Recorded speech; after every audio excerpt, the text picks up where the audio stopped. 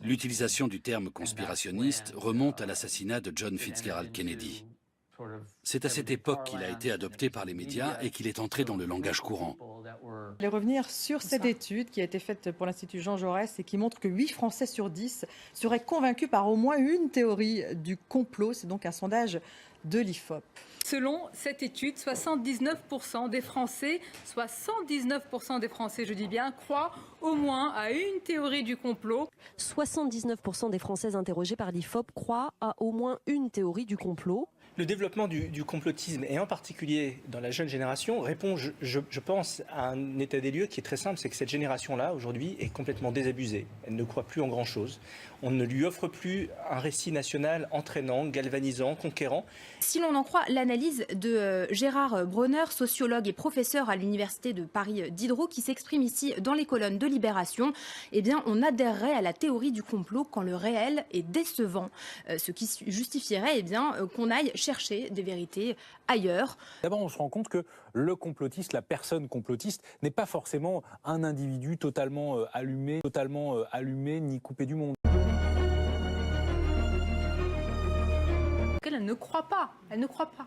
Tout ce qu'on dit là, à ce moment, aujourd'hui, n'est pas cru. D'ailleurs, je nous inclus, nous, les médias dedans, d'ailleurs, parce que la défiance est telle que seulement une personne sur 4 nous fait à peu près confiance. Non, ça montre vraiment, il y a un chiffre d'ailleurs dans votre étude, on voit qu'il y a à peu près un quart des gens, seulement un quart des gens qui font confiance aux médias.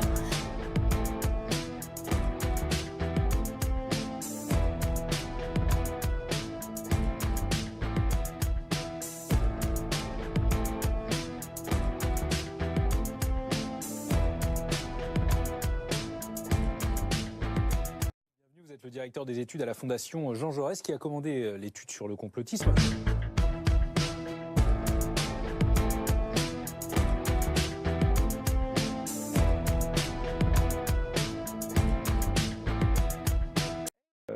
L'Église, avec le syllabus et un certain nombre d'autres textes, dénonçant définitivement la maçonnerie et interdisant aux catholiques de l'être, la maçonnerie souhaitant la disparition de l'Église, en tout cas sous sa forme centralisée.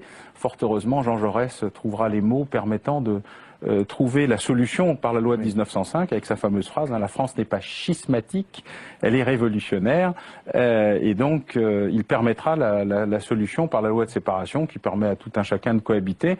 La maçonnerie s'occupant des consciences et l'Église s'occupant des âmes, ce qui me paraît être une bonne répartition.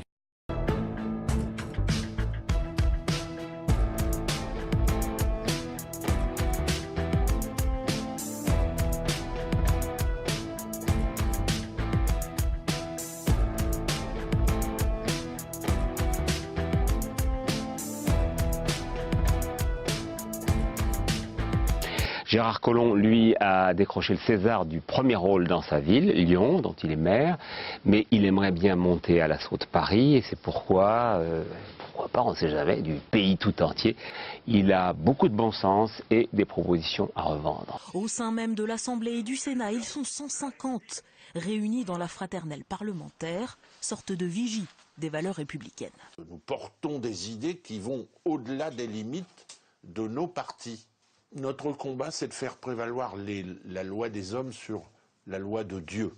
La loi de Dieu est à Dieu, elle est dans les églises, mais au Parlement, c'est la loi des hommes, c'est la loi de la République qui s'impose. Prochaine bataille législative des francs-maçons, la fin de vie, la bioéthique et encore et toujours la laïcité.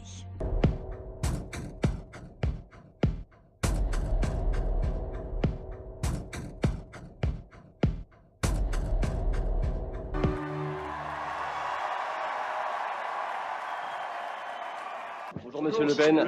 Est-ce que c'est une ouverture qui peut aller jusqu'à accueillir des francs-maçons au Front National? Je crois qu'il y en a déjà, je pense. Le président du comité de soutien de Marine Le Pen est lui aussi franc-maçon. Collard assume son appartenance à la franc-maçonnerie.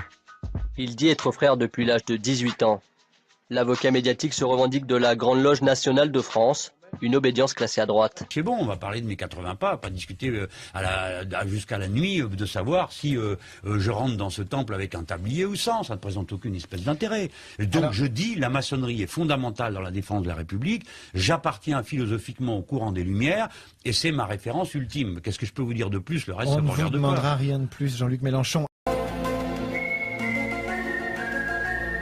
Si l'on croit, comme c'est mon cas, dans la République, à un moment, il faut passer par la franc-maçonnerie. Le gouvernement et le ministère de l'Éducation nationale en particulier sont au travail afin d'aider les enseignants à démonter ce que l'on appelle les théories du complot. Elles fleurissent sur Internet. Bon nombre d'élèves y moi-même une vérité cachée, ce que les puissants ou l'élite ne veulent pas dire parce que cela sert leur dessein. La campagne d'information est donc lancée. Emeline Darcourt. Travail de longue haleine qu'il faut conduire, bien sûr. Internet, l'école, lutter aussi, et là il nous reste quelques secondes, contre la théorie du complot qui semble faire des ravages chez les jeunes et pas seulement chez les jeunes. Chef suprême, fustiger l'Occident, la France et tous ceux qui soutiennent Charlie Hebdo et que le dirigeant tchétchène a rangé dans la catégorie de ses ennemis personnels. La théorie du complot a été reprise en chœur, une théorie selon laquelle c'est le gouvernement français qui aurait organisé ces attentats pour salir les musulmans. Alors au-delà de l'impact que ce rassemblement et ses propos peuvent avoir ici en Tchétchénie où le culte de la personnalité est de mise, eh bien ce rassemblement est quand même le reflet de la ligne du Kremlin depuis le début de l'affaire Charlie Hebdo. Une association de policiers influente, la National Police Defense Foundation, ainsi que quelques citoyens adeptes de la théorie du complot qui continuent aujourd'hui encore à plaider sa cause. Depuis un an, le pays vit traumatisé par la disparition du vol MH370. Pendant des mois, la presse a publié des folles rumeurs comme la théorie du complot américain, par exemple. Résultat, tout le monde s'est senti un peu perdu, un peu désemparé. Ni les militaires, ni les civils ne l'ont vu. Donc je sais que quelque part, il y a des gens qui cachent quelque chose. Les familles sont désemparées face au silence des autorités malaisiennes. Sur le web, des milliers d'internautes du monde entier pensent pouvoir résoudre l'énigme. La piste militaire, la théorie du complot, est souvent privilégiée. Et maintenant, les hypothèses restent ouvertes. J'espère tout simplement qu'on arrivera à retrouver cet avion et les boîtes noires. Et puis on a aussi les théories du complot, c'est-à-dire on nous cache des choses à propos de cet avion. Alors là, il y a une conséquence directe de l'incapacité de la Malaisie d'expliquer les choses. Le rapport d'aujourd'hui sur 3 pages, moi je me mets à la place des familles, c'est carrément honteux. Oui. Peut-être demain. Enfin, on connaît sa ligne, Emmanuel Valls. Oui, justement, c'est pour ça que C'est pour ça que c'est surprenant de ne pas l'avoir entendu aujourd'hui. Suis-je obsédé par la théorie du complot ou quoi? Enfin, on est à 12 ou 13 mois. And the second reason was, now we get the kids in school at an early age. We can indoctrinate the kids how to think. It breaks up their family. The kids start looking at the state as the family, as the school, as the officials, as their family, not as the parents teaching them.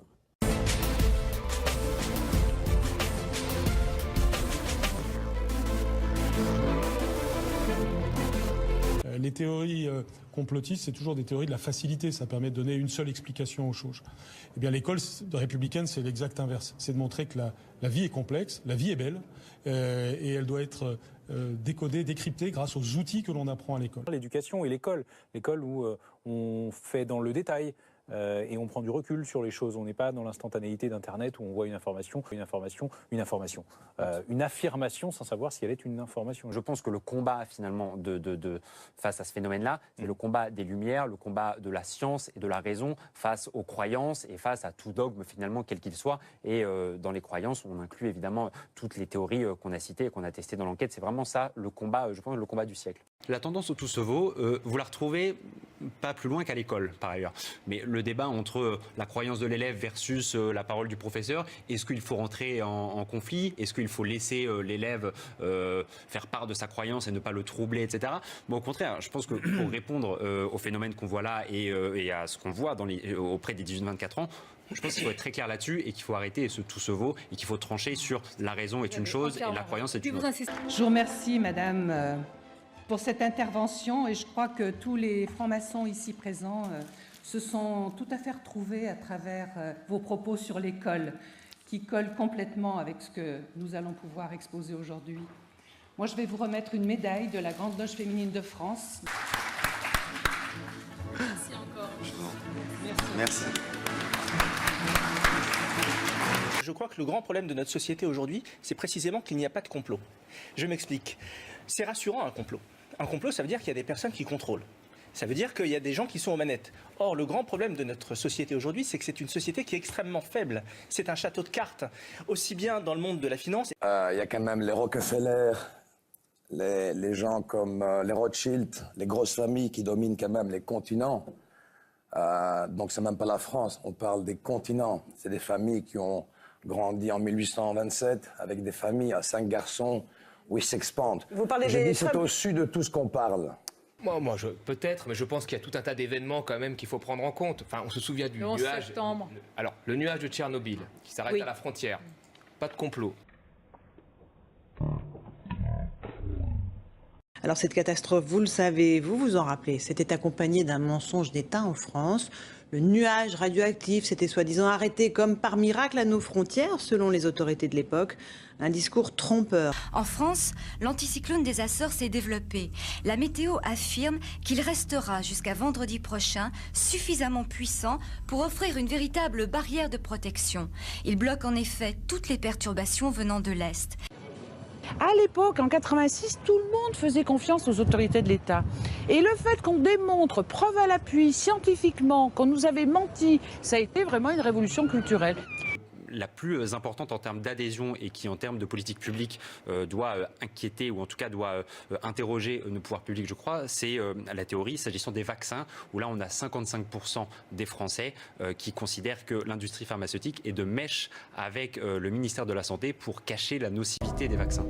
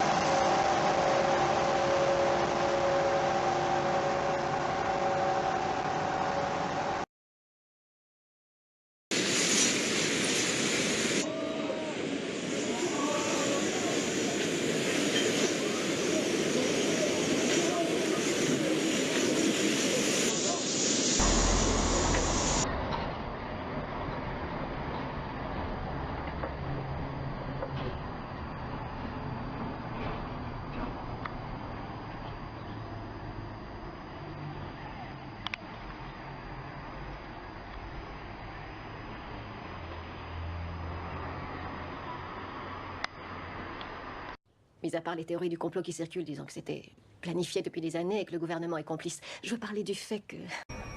Écoutez, là, vous commencez à me foutre la trouille.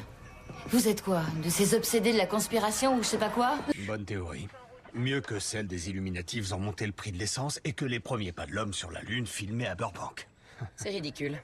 C'était à Encino. Et pourquoi pas à Disneyland? L'aviation civile régule la population grâce aux traînées blanches toxiques des avions. Fluorure et contrôle mental, c'est prouvé. Ouais, parce que c'est n'importe quoi. C'est un conspirationniste. Il est taré. Il semblerait qu'il ait adhéré à des idées prenant la théorie du complot. En avoir fait part à ses élèves lui a valu quelques problèmes. Ce gars-là a des idées qui sont totalement anti-américaines, regarde. Il parle de fluoration de l'eau, de bombes à tsunami, de chemtrails.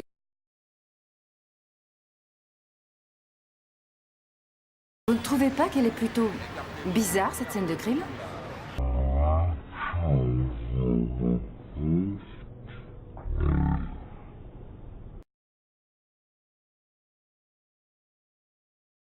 So also on social media, don't just hit the share button. There are links. You have to understand that I have met people who used to be purposeful disinformation trolls, as we call them. These people are paid to pretend that they're you, to get you on board to believe a website or an article, just so that you look so vulnerable.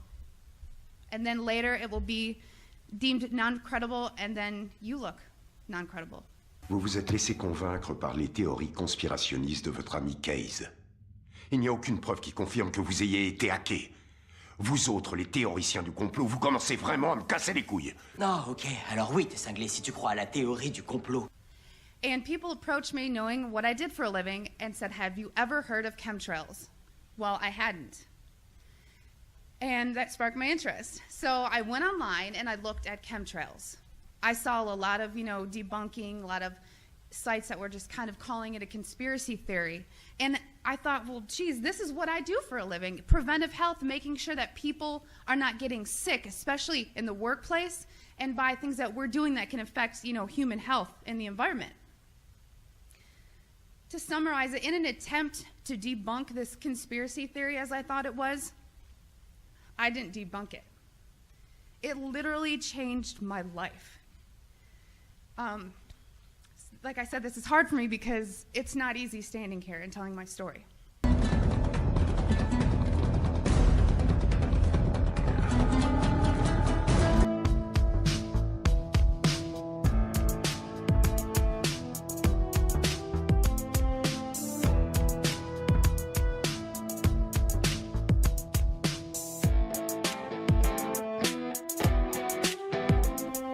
So you've heard about vaccines, and you'll hear, about smart meters, and you'll hear about other issues like fracking. These are all systemic effects. We are getting overexposed to toxins. People will tell you fluoride's in the water, but it's not a lot. It is a lot because you're getting it everywhere in your food, water that you drink. Everything is washed with that water. And you're getting your vaccines. All this, it's a coupled systemic effect, and our bodies cannot metabolize these toxins. Ça n'a rien de naturel. Il suffit de la regarder tomber. Regardez-moi ça. C'est assez impressionnant quand même. Hein? Voilà. On est au fin fond de l'Ardèche. Aucune industrie, aucune route importante. Aucune voie de communication. On est perché sur une colline.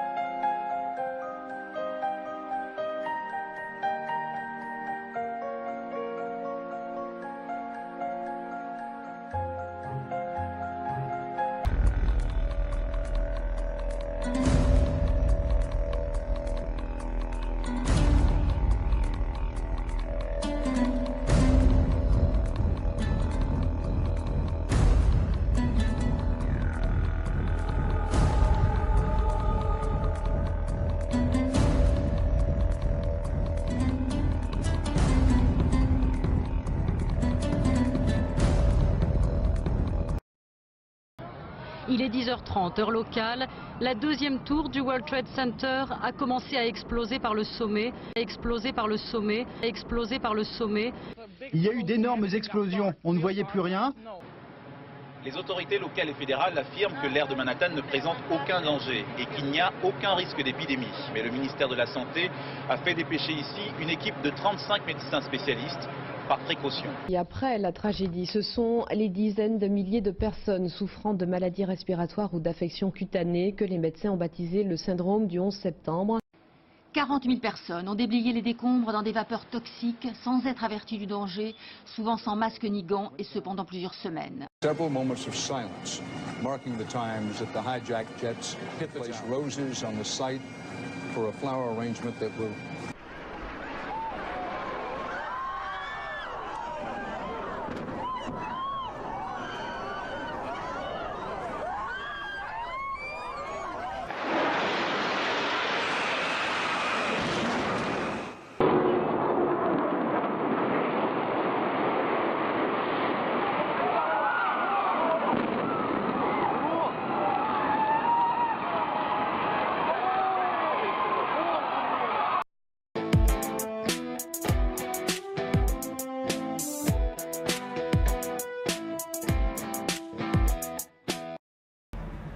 Donc on est le 7 janvier 2015, comme tous les mercredis, la conférence de rédaction de l'hebdomadaire Charlie se tient au 10 de la rue Appert.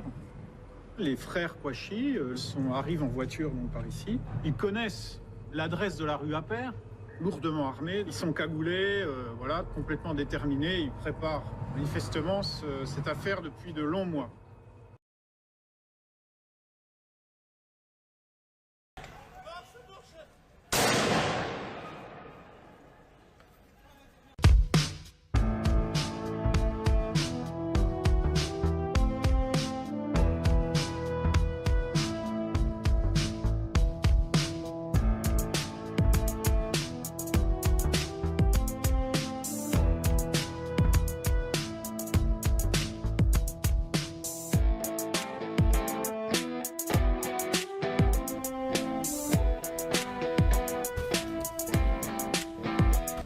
– 11h35, mercredi 7 janvier, rue Nicolas Appert. Deux hommes cagoulés armés de Kalachnikov regagnent leur voiture.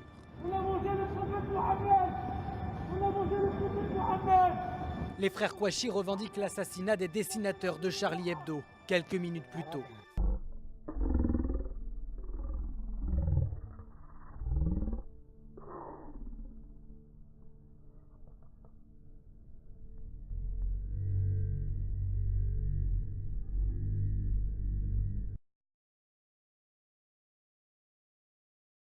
Chérif Kouachi.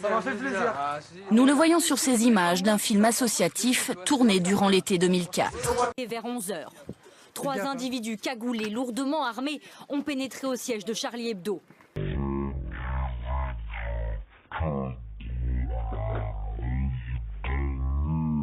Alors c'est une dame qui veut garder, évidemment, on le comprend aisément, l'anonymat. J'ai pu effectivement m'entretenir ce matin avec cette dame. C'est un témoin clé, important. Elle est évidemment, vous l'imaginez facilement, sous le choc, totalement terrorisée. Elle m'a raconté cette scène, et cette scène justement, eh bien vous allez l'entendre, elle n'est pas prête de l'oublier. Je suis sortie du bureau de tabac. J'ai vu ces 3 messieurs par terre, ces 3 militaires. J'ai vu du sang. Et je me suis mise à courir et j'ai heurté un monsieur qui partait tranquillement. Et il s'est retourné et c'est lui qui venait de commettre l'acte. Il était très très calme, contrairement à moi qui était totalement paniqué. Ce monsieur me fait peur, j'ai la trouille.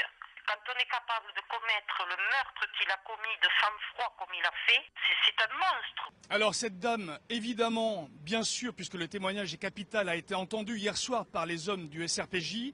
Elle n'a pas voulu s'expliquer lorsque je lui ai posé la question du visage du tueur, parce qu'elle l'a vu de très près. Elle explique notamment aux enquêteurs qu'à un moment, il n'a plus sa visière. Elle aperçoit un tatouage, ça, elle n'a pas voulu y revenir, parce qu'elle m'a dit tout simplement, cet homme me fait peur, il me fout la trouille. Une habitante dit avoir croisé le regard du tueur. Je suis rentrée au bureau de tabac. Quand je suis sortie, que j'ai vu ça, je me suis mise à courir. Et si vous voulez, je l'ai bousculé sans savoir que c'était lui. Hein. Il s'est retourné, la visière a claqué. Donc, et là, j'ai vu le regard, aucun remords, aucun regret, rien. Alors, je ne sais pas faire la différence entre tatouage chinois ou japonais et maghrébin. Elle a décrit le tueur, un homme de taille moyenne assez corpulent. Selon elle, il portait une marque, un tatouage sous un œil. Il l'avait sur cette joue. Il était comme ça face à moi. La visière, donc, il a eu un geste, quoi. L'enquête, Julien, a désormais des bases solides pour avancer, d'autant que d'après vos informations, le portrait du tueur se précise. J'ai pu discuter avec un des enfants qui avait croisé le tueur. Il a croisé le regard du tueur, des yeux bleus semble-t-il sur un visage blanc. C'est en tout cas ce qu'il a confié aux enquêteurs. Des enquêteurs qui dans les prochains jours vont analyser tous ces témoins directs, ainsi qu'ils vont analyser les 5 caméras de vidéosurveillance qui n'ont rien raté de cette scène barbare.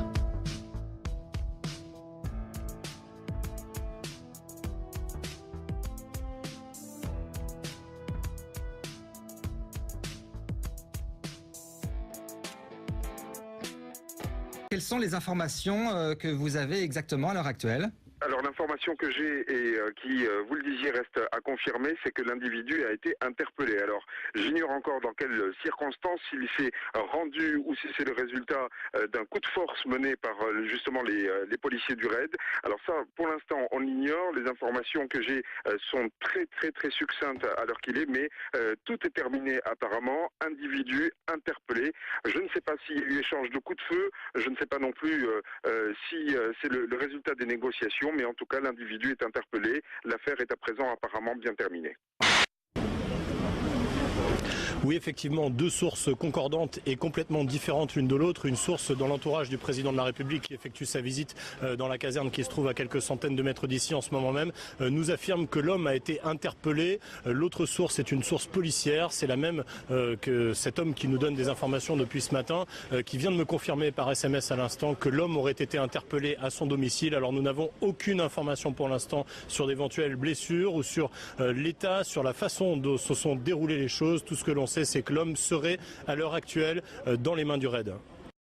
Merci Antoine pour ces précisions. Vous intervenez évidemment à tout moment sur l'antenne d'ITélé dès que vous avez d'autres informations. L'homme a donc, selon vos sources, été interpellé il y a quelques instants à son domicile. Pas plus de précisions pour l'instant. Mickaël, on va revenir sur... Un témoignage étonnant. Maintenant, nous allons l'entendre dans quelques minutes, celui d'une journaliste de la chaîne France 24. Mais tout de suite, on va retourner à Toulouse, en direct. Retrouvez notre envoyé spécial, Philippe Castel. Il y a peut-être du nouveau. Philippe. Oui, effectivement, une dernière information qui vient de nous parvenir. Et cette fois-ci, je peux vous confirmer cette information. Mohamed Merah s'est rendu il y a quelques minutes aux forces de l'ordre. Il n'y a donc plus personne à l'intérieur de l'appartement, au rez-de-chaussée de l'immeuble où il était retranché depuis 3 heures du matin. Il s'est rendu sans armes, sans violence, enfin au moment de son arrestation en tout cas. Il s'est rendu aux forces de l'ordre et sans aucune condition. Une jeune journaliste, une jeune contributrice de Charlie Hebdo qui a eu la Kalachnikov sur le nez et il lui a dit « récite le Coran et je t'épargne ». Et elle récitait ça en boucle, elle disait « il m'a dit ça, il avait de très beaux yeux bleus, il m'a dit ça ». De très beaux yeux, je ne sais plus.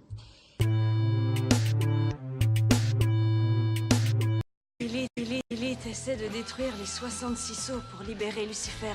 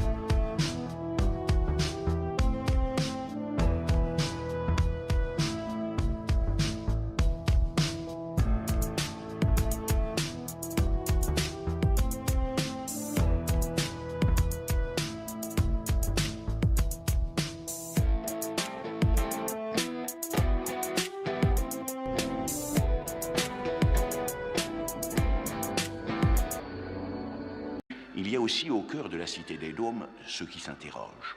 Du climat, des animaux et des insectes. Ainsi, nous avons commencé à vivre ensemble au sein de la toute première communauté autonome au monde.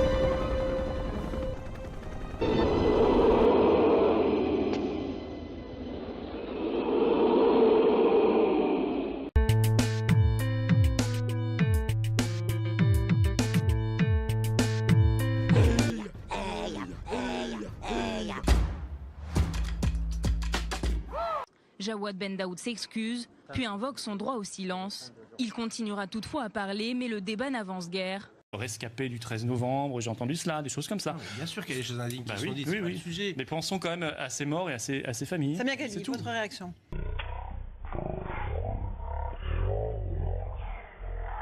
La loi du silence, cette défiance envers la police, qui fait qu'il y a un deuxième cercle qui va aider les terroristes, mais peut-être pour d'autres raisons. Jawad Ben Daoud prend toute la place dans ce procès. D'ailleurs, on parle du procès de Jawad Ben Daoud, sauf qu'il n'est pas le seul dans le box. On a tendance peut-être à l'oublier. Et les rires qu'on a entendus dans le tribunal. The whole agenda is to create a one world government where everybody has an RFID chip implanted in them. All money is to be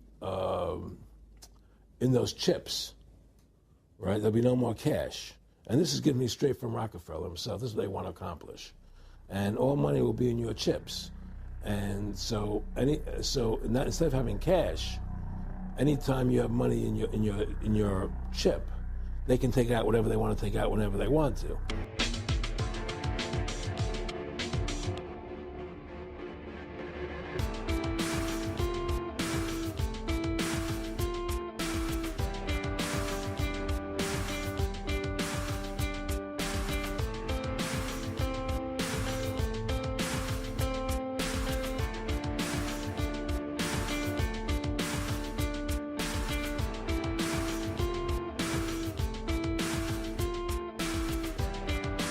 I killed Princess Diana.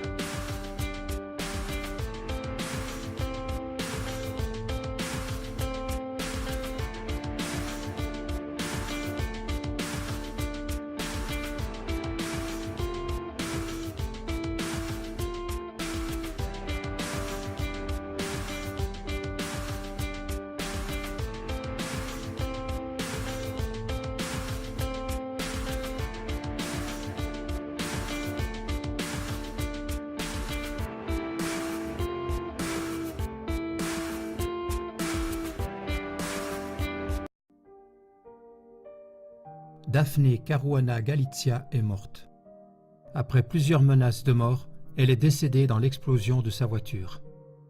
Daphne Caruana Galizia avait 53 ans. Elle vivait et travaillait à Malte. Ses efforts pour contribuer à dévoiler la corruption, la fraude fiscale et le blanchiment d'argent lui ont été fatales. Les informations qu'elle possédait auraient pu mettre en difficulté des membres haut placés du gouvernement de Malte. Malte est un pays membre de l'Union européenne.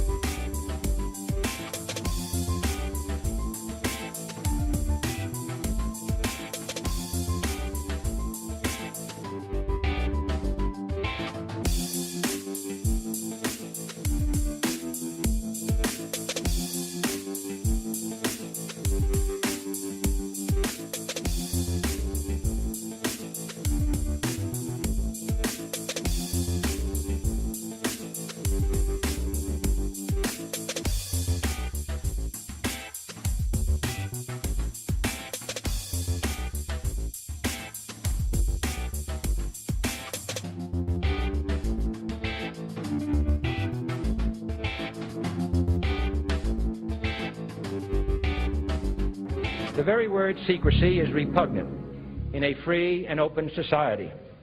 And we are, as a people, inherently and historically opposed to secret societies, to secret oaths, and to secret proceedings. For we are opposed around the world by a monolithic and ruthless conspiracy that relies primarily on covert means for expanding its sphere of influence, on infiltration instead of invasion, on subversion instead of elections, on intimidation instead of free choice.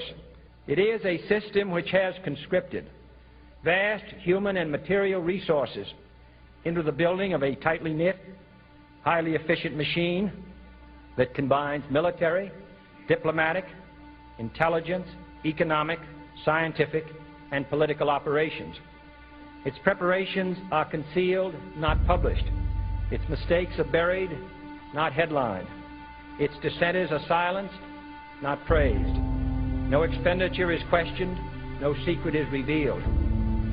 That is why the Athenian lawmaker Solon decreed it a crime for any citizen to shrink from controversy.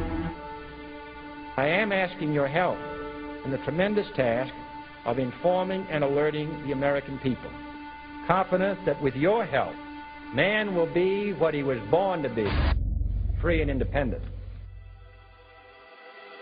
Vous savez, je suis pas du genre à croire aux théories du complot et tout ça, mais c'est pas possible d'avoir autant la poisse. Attends, Jeffrey, je veux bien te suivre sur la théorie du complot, mais franchement... Mais quand il oublie ses médicaments, tous ces liens logiques, ça devient des délires. D'où le conspirationnisme. Vous ne croyez pas à cette théorie de la conspiration, c'est ridicule. Vous n'avez même pas l'ombre d'une preuve. Tu vois, comme quoi la théorie du complot a parfois du bon. Merci, au revoir. Tout ce qui est théorie du complot, on évite. Les adeptes de la théorie du complot frappent tous les jours à ma porte. Ne risque pas de décourager les théories de complot. Et une reporter obstinée aussi, à ce qu'on m'a dit, chassant de précieuses théories du complot. Vous incarnez une théorie du complot à vous tout seul. Vous voyez qu'elles existent en vrai. T'es à fond dans la théorie du complot ces temps-ci. C'est pas une théorie, c'est un fait.